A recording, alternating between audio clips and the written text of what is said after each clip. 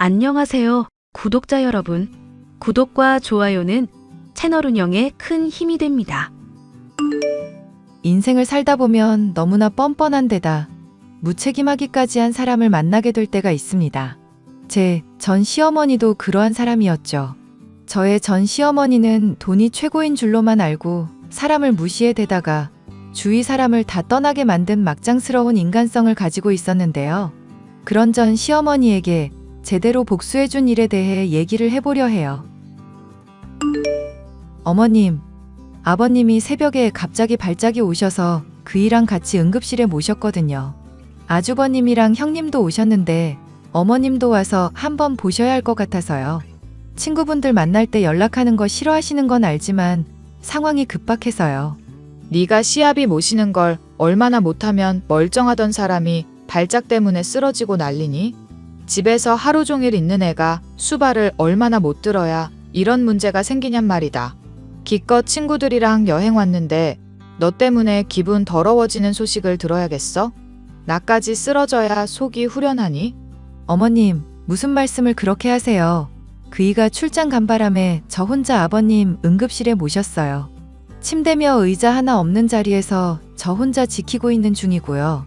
거기에 의사랑 간호사는 없다니 말을 해도 항상 이렇게 오버를 하니까 짜증이 나는구나. 그리고 발작 일어났으면 응급실 가는 게 당연하지. 그게 생색을 낼 일이냐? 네가 정말 나까지 쓰러지는 걸 바라나 보구나. 그런 생각 한 적 없는데요. 주민이 사업 망해서 너랑 나랑 같이 지낸 지도 6개월이 다 되어 간다. 매일 보는데도 너 정말로 정 안 드는 얼굴인 거 알고 있니? 눈빛은 표독스럽지, 웃는 건 가식적이지. 마음에 드는 게 하나도 없어. 제가 어떻게 해야 어머님 마음에 들 수 있을까요? 너는 그냥 내 눈앞에서 사라져주는 게 최선이다. 애당초 결혼 반대했을 때부터 그러게 조용히 꺼져주면 얼마나 좋았니? 주민이랑 주민 아비가 사람 좋은 거 이용해서 어떻게든 이 집안 며느리로 들어온 거 생각하면 지금도 이가 갈려. 저 좋다고 말씀하신 적도 있으셨잖아요. 얼마 전에도 아버님이랑 그이 있는 자리에서 그렇게 말씀하셨잖아요. 아버님이 있으실 때는 좋다, 이쁘다 하시다가 왜 자꾸 이렇게 말을 바꾸세요? 내가 주민이랑 주민 아비 생각하면 어지간하면 참고 싶어. 그런데 널 보면 그게 안 되는 걸 어떡하겠니?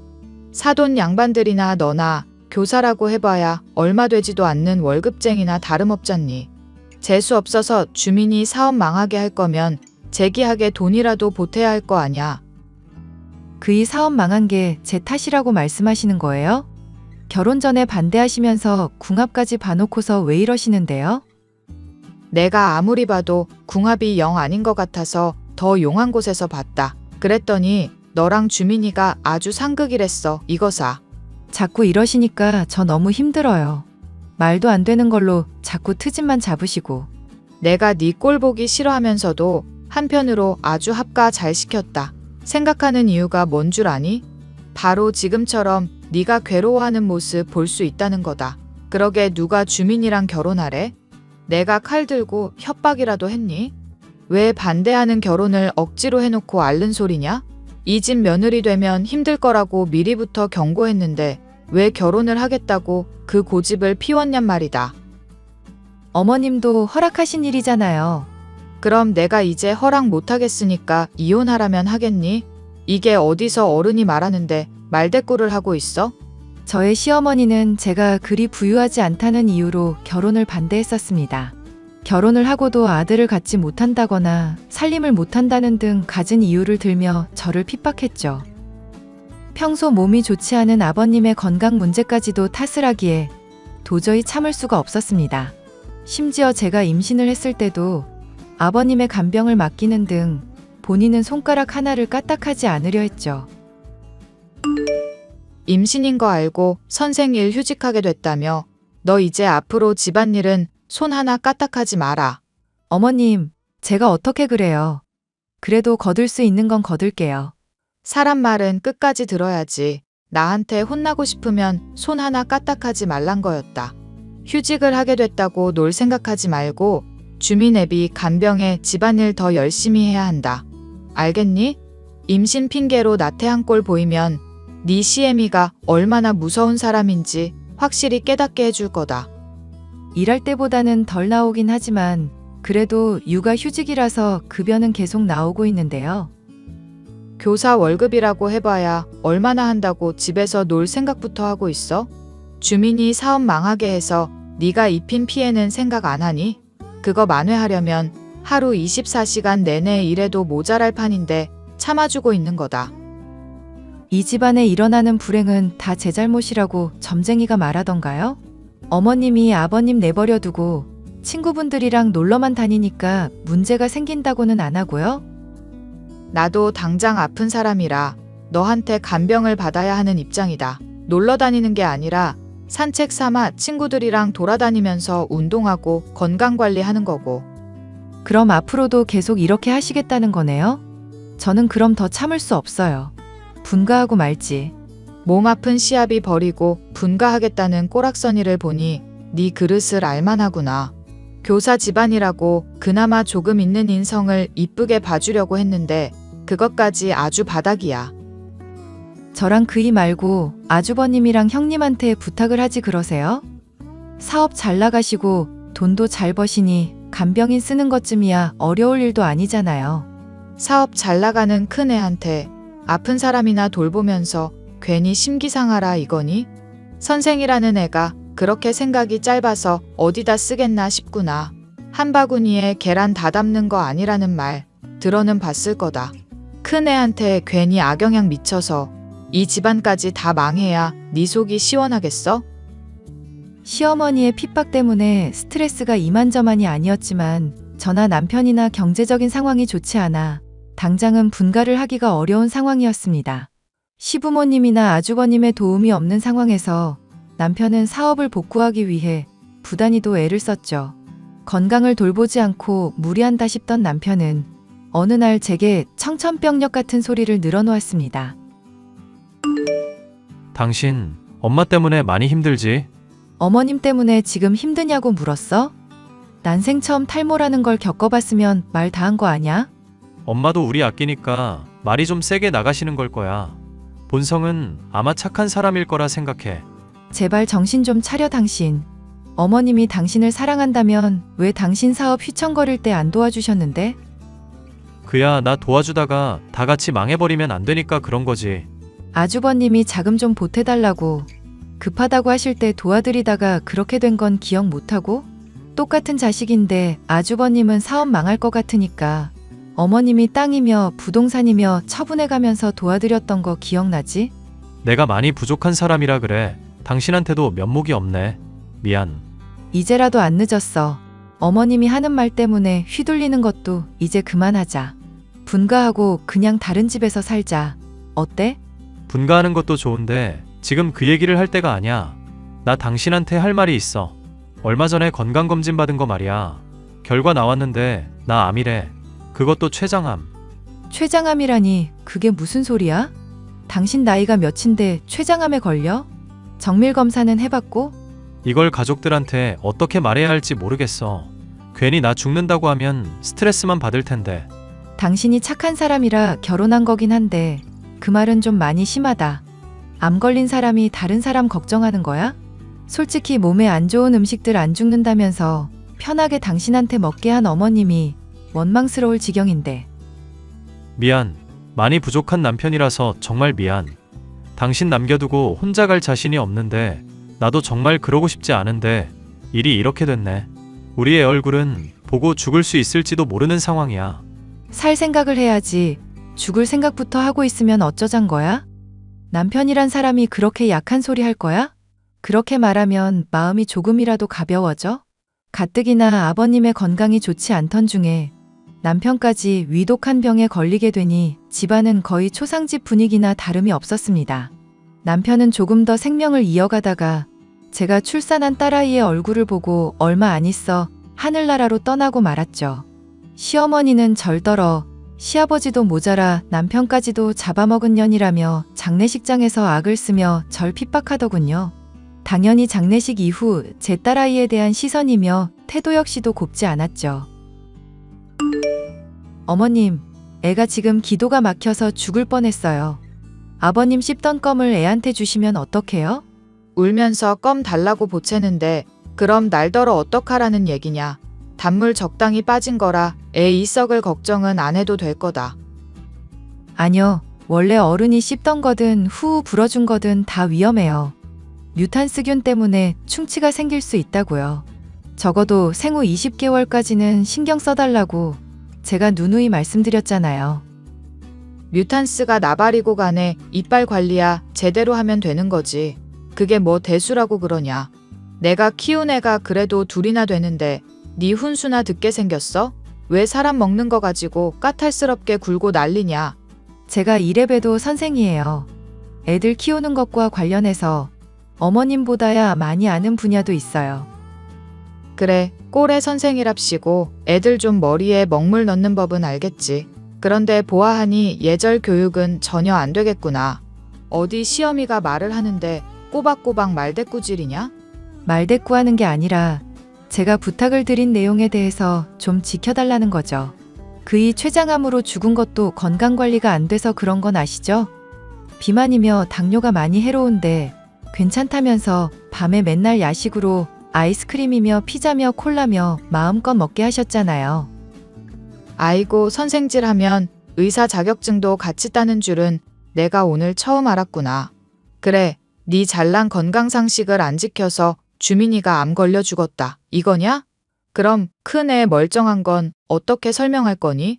아주버님이야 형님이 챙겨드리고 있고 저희랑 따로 살고 있잖아요. 아버님도 그렇고 죽은 그이도 그렇고 어머님이랑 같이 지내고 있고요. 인연이 미쳤나? 그럼 내가 아들도 죽이고 남편도 죽이려 한다 이거니? 먹고 싶은 거 안 먹으면 오히려 더 스트레스라는 거 몰라? 제발 부탁이에요, 어머님. 애 양육하는 문제는 저한테 맡겨주세요. 그이 사별한 것만으로도 충분히 힘든데 어머님이랑 싸우고 싶지 않아요. 그래, 그렇게까지 말하는 걸 들어보니 내가 바뀌어야겠다 싶구나. 감사해요, 어머님. 사람 말은 끝까지 들어라. 이제부터 너한테 더 모질게 하겠다는 얘기다. 얼마나 착하게 말을 해줬으면 까마득하게 어린 년이 시어미한테 대들 수가 있니? 어휴, 내가 속이 터져서 정말. 어머님이랑 아버님 모시면서 학교 일까지 하고 애까지 키우는 건 정말 못할 짓인 거 아시죠? 친정엄마가 근처에 살아서 애 키우는 거 도움받고는 있지만 더 이상은 저도 힘들어요. 그래, 네가 모시기 싫다고 하니까 나도 속 시원하게 할 말 좀 해야겠다. 막말로 주민이도 죽은 마당에 너랑 나랑은 이제 남 아니니? 이 집에서 당장 나가라. 꼴도 보기 싫으니까 당장 꺼지라고. 갑자기 가란다고 하시면 저랑 애는 어떻게 하나요? 네 애가 나한테 매질당하는 거 보기 전에 꺼지는 게 좋을 거다. 주민이 죽고 너도 챙길 만큼은 챙기지 않았니? 그이 사업 망해서 챙긴 것도 없어요, 어머님. 그리고 아주버님한테 빌려준 돈은 아직 돌려받지도 못했고요. 이게 아주 돈독이 올라서 미쳤구나. 그래, 얼마면 되겠니? 대체 얼마를 빌려줬길래 그래? 2억만 주시면 될 것 같아요, 어머님. 조만간 내가 돌려줄 테니 잠깐만 기다리고 있거라. 솔직히 돈이 그렇게까지 궁한 것은 아니었지만 시어머니가 너무 괘씸하여 어떻게든 손해를 주고 싶은 마음이었죠. 그런데 시어머니는 제게 돈을 주기 싫었는지 변호사를 고용해서 저를 어떻게든 공격해왔습니다. 어머님, 돈 돌려주시겠다고 하더니 어떻게 이렇게 말이 바뀌실 수 있나요? 웃기는 소리 하지 마라. 내가 돈을 주겠다고 한 건 너한테 잘못이 없을 때 그렇게 한다는 거였다. 당장 네가 손녀랍시고 데려온 애부터가 이미 우리 주민이 딸이 아닌데 어떻게 2억이니 뭐니 하는 소리를 할 수가 있니? 설마 제가 바람을 피웠다는 건가요? 어머님, 진짜 무슨 말도 안 되는 소리를 하시는 거예요. 점집에 가서 물으니까 다 답이 나오더구나. 어쩐지 애가 날이 갈수록 주민이 닮은 얼굴이 하나도 없다 했어. 아버님이랑 아주버님은 물론 형님도 다들 죽은 그이 닮았다고 했던 건 기억 안 나시죠? 그거야 너 듣기 좋으라고 하는 소리인데 믿을 수가 있겠니? DNA 검사에서 당장 네 딸이 주민이 핏줄이라는 것부터 입증하거라. 어머님 고집 때문에 사업 망하고 스트레스 받다가 죽은 남편 생각하면 지금도 이가 갈려요. 입증을 하면 그때는 그럼 순순히 2억 돌려주실 건가요? 네가 떳떳하지 못하니까 지금 이렇게 반응하는 거 아니냐. 그리고 설령 네 말대로 주민이 딸이 맞다손 치더라도 2억은 확실한 증거가 있어야 할 거 아니냐. 어머님이 하라는 대로 따라드릴게요. DNA 검사예요. 저는 떳떳하니까. 그리고 2억에 대해서는 제 나름대로 증거가 있으니까 조만간 전달해 드릴게요. 이게 아주 막 나가기로 작정을 했구나. 꼭 그 돈을 받아내겠다고? 그전에는 안 그랬다는 듯이 말씀을 하시네요. 하도 어머님이 그 말을 자주 하셔서 제가 갈피를 못 잡겠어요. 그건 네가 정신이 나간 년이라 그런다. 어디 가서 교사니 선생이니 하면서 잘난 척하지 말고 똑똑히 새겨듣거라. 이 집안에 네가 들어오게 한 건 내 인생 최대의 실수였다. 돈이고 뭐고 한 푼도 줄 건 없으니 그런 줄 알아라. 어쩔 수 없이 소송을 하는 수밖에 없겠네요. 그러면 소송까지 갈 거 있니? 네가 그렇게까지 돈이 궁하다고 한다면 주마. 돈이 궁한 건 아니지만 제가 받아야 할 정당한 대가는 받아야겠어요. 남편이 사업 휘청거린 것도 아주버님 도와드리느라 그런 거고 그거 종용하신 건 어머님이시잖아요. 당장 애 아빠 죽고 나서 이 집에서 지내는 동안 저한테 생활비라도 주셨나요? 애 분유값이라도 하라고 돈 주셨냐고요. 적어도 2억의 절반인 1억이라도 주셔야죠. 사람 말을 또 끝까지 안 듣는구나. 돈이 궁하다고 하면 준다고 했지만 2억이니 1억이니 하는 큰 돈을 주겠다고 했니? 네가 이제까지 집에서 호의호식하면서 지내고 편하게 먹고 마셨던 거 월세로 다 계산해봐라. 그런 거 감안하면 너한테 돌아갈 돈은 500만 원 정도밖에 안 되는 거 알고 있지? 거짓말도 모자라서 마지막까지 절 이렇게 우롱하시네요. 소송밖에 답이 없다는 걸 잘 알려주셔서 감사합니다. 나는 너한테 고마운 거 하나도 없다. 가난한 집 딸려는 성품도 바닥이라는 거 미리부터 알고 있었으니까. 손녀딸 양육하는데 들어가는 돈도 아까워하시는 분 인성만 할까요? 걔가 왜 내 손녀딸이니? 네 딸이지. 헛소리도 좀 작작하거라. 결국 돌려주지 않는 돈 때문에 힘든 소송을 시작하게 되었고 저는 그간 아버님을 간병한 일이며 남편이 받아야 할 상속을 받지 못한 것이며 아주버님에게 빌려준 돈 등을 인정받아 상당한 금액을 받아낼 수 있었습니다. 응당 받아야 할 금액을 소송을 통해 받아내게 되었지만 그 과정에서 들은 모진 말로 인해 마음의 상처는 이만저만이 아니었어요. 내가 점집에 가서 들어보니 지금 당장 이겼다고 좋아할 일이 아니더구나. 네 딸년이며 너며 업보를 제대로 치른다고 점집에서 말해주더구나. 절 미워하시는 이유가 정말로 그 일을 죽게 만든 게 제 탓이라 생각하시는 건가 보네요. 그렇게 미신을 믿으시는 이유가 뭔지 전 정말 이해가 안 가요. 내가 너 처음 봤을 때부터 기운이 우리 집안이랑 영 안 맞다고 느꼈다. 확인을 해보니 모래지옥에 빨려 들어가면서 주변 사람들까지도 죄다 붙잡아 끌어당기는 사주라더구나. 에라, 이 역병 같은 년. 아버님 건강은 좀 어떠세요? 어머님 혼자서 돌보는 거 쉽지 않을 텐데 형님한테 부탁하시죠.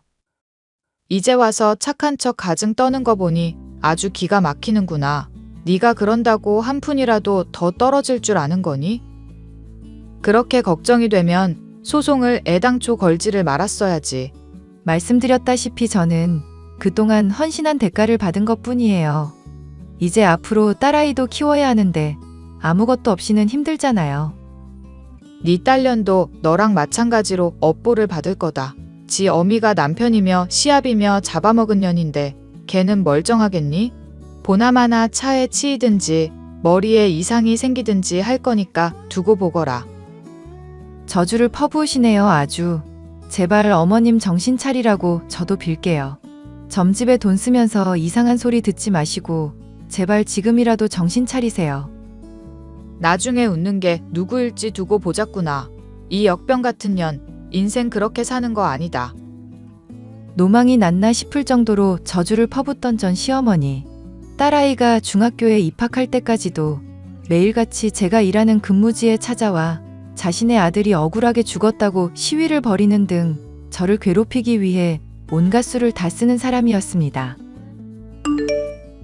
대체 저한테 이렇게까지 하시는 이유가 뭐예요? 하늘이 너한테 벌을 안 내리니 별 수가 있겠니? 아무리 그래도 명색이 한때나마 시아버지였는데 장례식에도 찾아오지 않은 년을 용서할 수 있겠냔 말이다. 위독해지셨을 때 병문안 갔더니 어딜 찾아오냐면서 물통 집어던지셨던 건 잊으셨어요?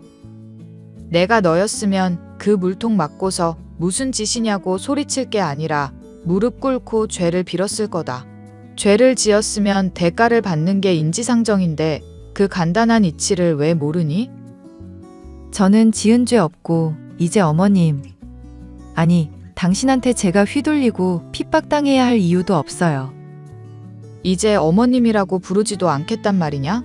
병실에서 이혼한 지가 언제인데 어머님이라고 부르냐면서 기겁하시고 폭언 퍼부으면서 머리채 쥐어뜯던 분이 누구셨죠?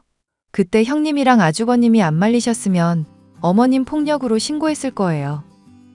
협박질이나 하는 인성으로 잘도 애들 가르치겠구나. 너한테 가르침 받을 애들이 불쌍해서라도 앞으로 꾸준히 그 학교에 찾아가 줘야겠다. 네가 어떤 년인지 실체를 똑똑히 밝혀야 문제가 없지. 업무 방해죄로 신고하는 수가 있어요, 어머님. 저는 분명히 경고를 드렸어요.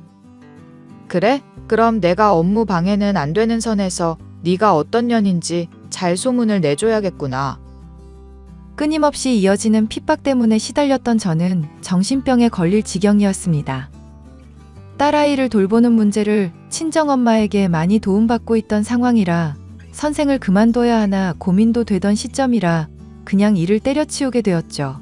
전 시어머니에게 더 시달리기 싫어 가족들과 아예 먼 곳으로 이사까지 가버리게 되었던 저는 지인의 소개로 만난 남자 약사와 결혼까지 하게 되었습니다. 동서, 이렇게 불쑥 연락을 하게 돼서 미안. 어머님 때문에 너무 힘든데 하소연할 사람이 동서밖에 안 떠올라서 연락했어. 설마 아직도 손주 보겠다고 난리 치시는 거예요? 아니, 난임 문제가 꼭 형님 탓은 아닌 거잖아요. 집안씨를 단절시킬 거냐면서 노발대발하시는데 하루하루가 지옥이야. 동서는 어떻게 이런 어머님이랑 한 집에서 살고 지냈던 거야? 맘 같아선 놓친네. 그냥 병이라도 걸려서 콱 죽어버렸으면 좋겠다 싶어. 아주버님이랑 분가해서 지내시는 걸로 알고 있는데 지금은 같이 지내시나 봐요? 그이 사업이 잘 안 풀리는 바람에 합가야 한참 오래전부터 했지. 처음엔 동서랑 나랑 비교하면서 맨날 나 칭찬하더니 이제는 내가 무슨 철천지 원수인 것처럼 대하시니 너무 힘들어. 자식 못 낳는 게 동서 말 맞다나 내 잘못만은 아닌데 아예 귀를 닫고 듣질 않으시니 죽겠어 정말. 정 자식이 필요하면 입양을 하시는 것도 하나의 방법 아닐까요? 안 그래도 그 얘기 꺼내봤는데 미쳤냐면서 그릇이 날아오더라. 참, 동서 카톡 프로필 사진들 봤는데 동서 딸 민영이가 서울대 입학한 것 같더라고. 너무 축하해. 애 교육을 어쩜 그렇게 잘 시켰어? 나중에 나도 애 갖게 되면 동서가 비법 좀 알려주라. 제가 잘 시켰다기보다는 애가 공부에 흥미를 가진 덕분이죠. 비법이랄 게 뭐 별거 있나요? 손녀가 서울대 갔다고 하면 어머님이 참 좋아하시겠다. 우리가 이렇게 갈라지긴 했어도 고향도 같고 공통점이 참 많았잖아. 나중에 여유될 때 어머니 안주 삼아 술 한잔 같이 하기라도 하자. 저야 나쁘지 않죠. 시간 되실 때 얘기해 주세요. 저의 전 손윗동서는 저와 고향도 같았던지라 서로 통하는 게 많았고 어머님과의 싸움에서 제 편을 많이 들어줬던 사람이었죠. 그래서 몇 년에 한 번씩 안부 정도는 주고받으며 교류를 해오고 있었는데요. 그런 전 손윗동서에게 딸아이가 서울대 간 얘기를 하면 반드시 전 시어머니가 절 찾아올 거라 생각하고 있었습니다. 아니나 다를까 전 시어머니는 제게 그간의 잘못을 사과하고 싶다면서 카페에서 만나자고 요청을 해오더군요. 사과를 한다는 말을 믿지는 않았지만 저는 그간 당한 걸 갚아줄 요량으로 그 요청에 응했습니다. 나다. 네 옛 시어머니. 너랑 길게 얘기하기 싫으니 단도직입적으로 본론만 말을 하마. 사과하고 싶다고 하시더니 표정 보니까 딱히 그럴 마음은 없으신가 보네요. 너무 거짓말을 편하게 하시는 거 아닌가요? 듣자 하니 내 기특한 손녀가 서울대 갔다고? 형님한테 들으신 것 같은데 왜 그걸 또 묻고 그러세요? 제 입으로 들으면 가짜인 게 진짜가 되기라도 하나요? 싹수 없는 말투는 여전하다만 꼴의 교사랍시고 애 교육은 잘 시킨 모양이구나. 그간 내 새끼 키우느라 고생했다. 여기 가방에 1억 담아놓은 거 줄 테니 양육 포기 각서 쓰거라. 아이고 어머님, 1억이나 주신다고요? 너무 감사합니다. 너 돈이 많이 궁했니? 이런 이야기가 쉽게 풀리겠구나. 라고 할 줄 알았어요, 어머님. 사람 말은 끝까지 들으라고 하시던 분이 왜 본인은 못 그러시는지 모르겠네요. 너 지금 어른을 놀리는 거냐? 내가 그래도 네 시어미다, 시어미. 연 끊은 지가 언젠데 시험이 타령이야 이 할망구가. 댁 같은 인성 파탄자는 10억을 준다고 해도 우리 딸 절대로 못 맡겨. 점집에서 그 딸 당장이라도 안 맡기면 큰 화를 입는다고 했다. 내 말 안 듣고 횡액 입기 싫으면 얼마든지 네 맘대로 하거라. 웃기고 있네. 그 잘난 점집에서 손녀가 서울대 간다는 건 말을 안 해줬나 봐? 내 말 안 들으면 네 딸년이 대학 편하게 다니게 내버려 둘 줄 아니? 미쳐가지고 감히 어른을 할망구니 뭐니 하고 있어. 보나 마나 애 혼자서 기르느라 피똥 싸고 있으려니 어디서 가짜는 자존심이나 세우겠다고 말이야. 형님이 나 재혼한 얘기는 안 해줬나 보네? 전 남편이야 댁 말에 기죽어서 살았지만 지금 남편은 댁한테 사정 봐줄 사람 아니거든? 이게 정신을 못 차리고 감히. 전 시어머니는 분을 참지 못하고 제게 돈이 든 가방을 휘둘러 오더군요. 저는 머리를 얻어맞긴 했지만 많은 세월이 지났던지라 어린아이가 휘두르는 것만도 못한 위력이었습니다. 정당방위도 성립될 테니 잘 됐다 싶었던 저는 가방을 빼앗아 전 시어머니의 얼굴에 냅다 휘둘렀죠. 어구구 소리를 내며 쓰러지더니 몸을 파들파들 떨며 사람 살리라고 악을 써대는 꼴을 보니 한심해서 더 때릴 생각도 들지 않았죠. 이후로 전 시어머니는 제 분을 못 이기고 알아눕게 되어 날마다 절 원망하고 있다는 소식을 전 손윗동서를 통해 들을 수 있었는데요. 전 손윗동서는 제발 이대로 그냥 놓친 내가 죽어버렸으면 좋겠다고 말할 정도이니 쌓은 업보가 정말 만만치가 않은 상황입니다. 오랫동안 절 괴롭혔던 사람인지라 저는 통쾌할 뿐이네요. 사연 끝까지 들어주셔서 감사합니다.